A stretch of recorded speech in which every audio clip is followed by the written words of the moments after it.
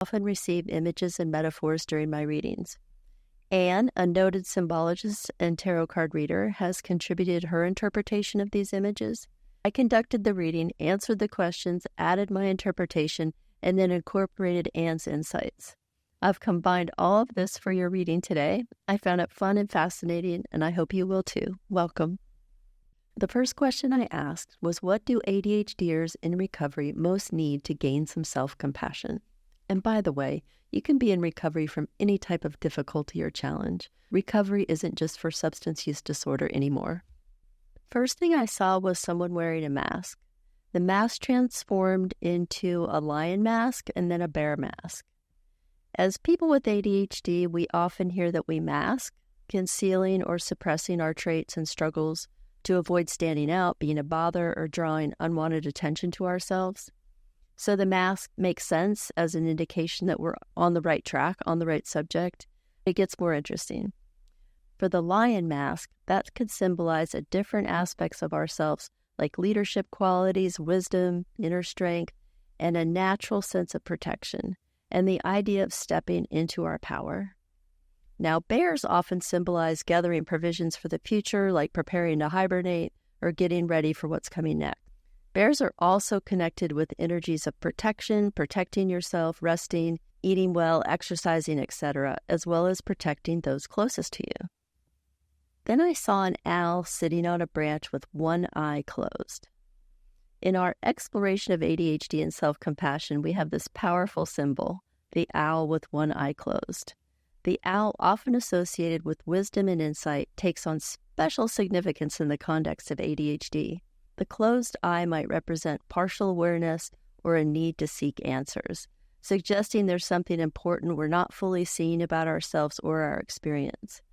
Interestingly, it's the right eye that's closed, which controls the left brain, hinting at a need to balance our logical thinking with our intuitive insights. I really get excited about teaching people how ADHD makes sense as part of a healthy community, and most people don't see it that way, so this image really speaks to me. We're not seeing our full range, but neither are those around us. For those of us with ADHD, this symbol encourages us to look at ourselves with both eyes wide open, fully acknowledging all our strengths, both our wisdom and our intellect. It reminds us of the importance of trusting our own experiences and insights, while also being open to new perspective. It's funny how closing only one eye at a time changes our perspective. By embracing this symbol and its message, you can engage in deeper self-trust because you really do have valuable information to share. Accepting that your perception can be amazing, but sometimes inaccurate, just like everyone else's, can be a powerful tool in developing self-compassion and quieting that often harsh inner critic. Then I saw a superhero. I think it might have been Spider-Man, but with extra armor. This image could represent a blend of heroism and vulnerability. The armor might symbolize protection or the need to guard oneself, while the heroic aspect suggests the potential to help others, which is kind of why so many of us with ADHD are in healing or service-oriented professions. Then I had this really fascinating image pop up next. A beekeeper right in the middle of a lush jungle tending to her bees. But here's the kicker. There were these ancient Mayan temples in the background. Now let's unpack this a bit. The beekeeper, she's not just looking after her bees. In a way, she's nurturing and caring for the whole ecosystem. And those Mayan temples, they're not just there for show. They're connecting us to this ancient wisdom, these natural cycles that have been going on forever. Also, beekeeping is this incredibly ancient practice, right? And bees, they're not just about honey. They're deeply connected to healing and communities in so many ways. It's like this beekeeper is a guardian, not just of the bees, but of these old ways of healing through community, camaraderie, and cooperation. The jungle, the temple, it's all part of this natural way of being. It's pretty profound when you think about it, right? Now let's talk about this fascinating transformation we see in the next two images. A grand mansion morphing into a collection of smaller homes. This isn't just about downsizing. It's a powerful metaphor for the shift many of us ADHDers in recovery are yearning for. Picture this. You've got this enormous, imposing mansion. It's impressive, sure, but it's also overwhelming, hard to maintain, and probably pretty isolating. That's like the pressure we often put on ourselves to achieve grand ambitions or fit into a neurotypical world that doesn't always understand us. But then magic happens. This mansion transforms into a cluster of smaller homes. It's like trading that pressure for something more manageable, more community-minded. It's about creating places where we can thrive, where our ADHD traits and recovery chops are appreciated. These two images really resonate with me because it's not just about individual change. It's about reimagining our whole approach to success and community. It's like we're moving from a capitalist, bigger is better mindset to a more democratic, community-focused way of living. We're trading isolation for connection, impossible standards for mutual support. Even for those of us who need a lot of time alone, and those of us who are introverts, we still need some connection and community, or at least to know we have support when we need it. So what do you think? How do we create these smaller homes in our lives? How can we build supportive environments where people with ADHD and recovery can flourish?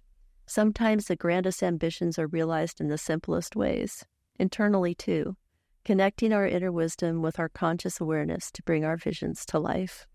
And we've seen how shifting from grand, isolating ambitions to more connected, community-focused ways of living can be transformative. Remember, our ADHD brains are not flaws to be fixed, but unique perspectives to be understood and utilized. As we continue discovering and finding some self-compassion, these images can remind us of our strengths, our wisdom, and our potential for growth and connection. In the next segment, we'll explore more practical strategies for turning down the volume on that pesky inner critic and amplifying our authentic, vibrant selves. You can find my contact information in the description if you're interested in learning more about my class, Recovery and the ADHD Advantage. Sign up and you'll get priority notification. My book info is in the description, and I also host writing workshops and have a class available if you want to jumpstart your writing with less struggle. If you're interested in learning more about how tarot can be used by entrepreneurs to help them build their business and for personal growth and transformation, check out Anne's website at www.annebolender.com. Anne can also be found on Instagram and Substack. Her Substack is called Adventures in Tarot, and I'll have all those links in the description.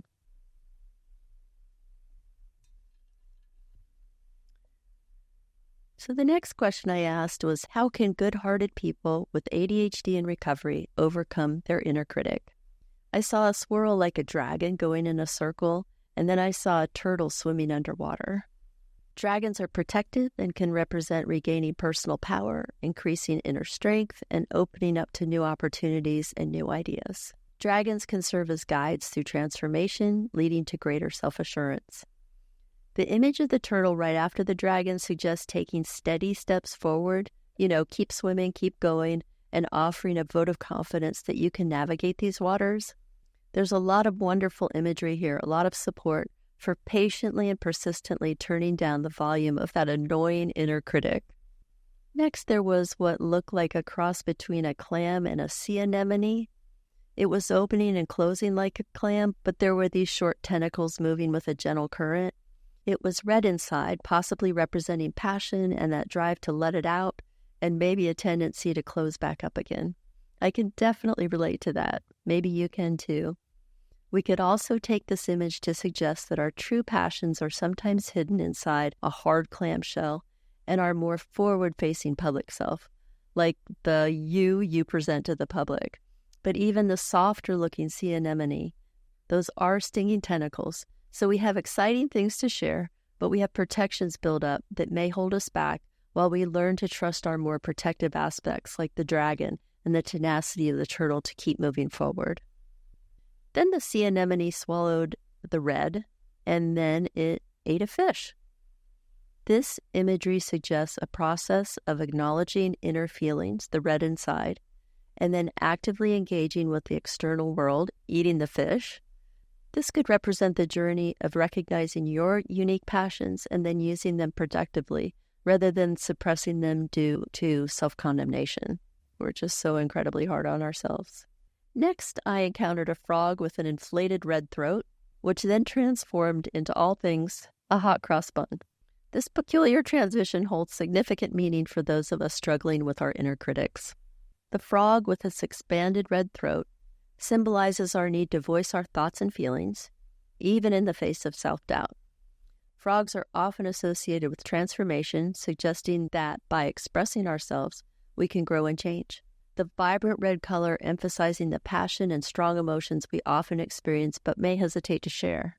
The unexpected shift to a hot cross bun is both whimsical and profound. It implies that what we fear expressing might actually be something comforting or nourishing once we give it voice. This transformation reminds us that our perceived flaws or challenges might actually be sources of strength and comfort when we embrace them. These images encourage open expression of our thoughts and feelings. By voicing our passions rather than hiding them, we can experience transformation and renewal. This aligns perfectly with our goal of lessening the impact of the inner critic by expressing our true selves. Remember, what we often criticize in ourselves might be the very thing that makes us unique and valuable.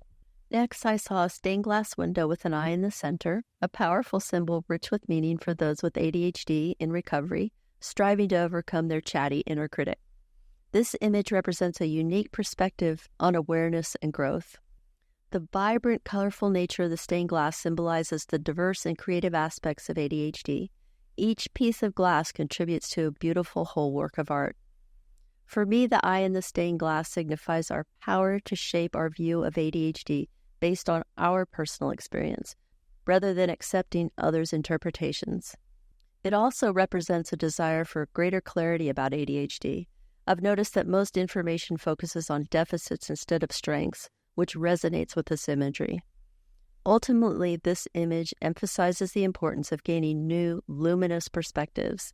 It encourages us to view ourselves through a more artful, compassionate, colorful, and creative lens, a powerful strategy for quieting down the inner critic. Next, I saw a green and blue elephant. It had a light behind it, and it was spraying an aqua-color luminous spray from its trunk. The green and blue colors of the elephant symbolize growth, healing, and tranquility. These colors suggest finding calm and a nurturing presence. The light behind the elephant could symbolize a new perspective. It suggests that there's a source of guidance or insight available. The aqua luminous spray from the elephant's trunk could represent our power to transform self-condemnation into something uplifting and illuminating the ability to cleanse or transform negative thought patterns. The luminous quality suggests that this ability has a powerful, almost magical quality. When we find new ways to perceive ourselves and not let that inner critic dominate, it does feel like magic. The last image was particularly striking. A person with lights illuminating their head, shoulders, and arms, resting on top of an elephant. This powerful symbol carries multiple layers of meaning for those struggling with self-criticism. The elephant, often associated with wisdom, memory, and emotional intelligence, represents growth, healing, and tranquility. Its presence suggests a solid foundation of inner strength and comfort available to us. The lights illuminating the person's arms could represent personal illumination or protection. Additionally, there's significance in how the arms are involved in embracing life. In this context, both arms being lit up might indicate a search for balance between different aspects of oneself. This balance could be between self-doubt and strength or between passivity and action, and emphasizing the need for balance and insight.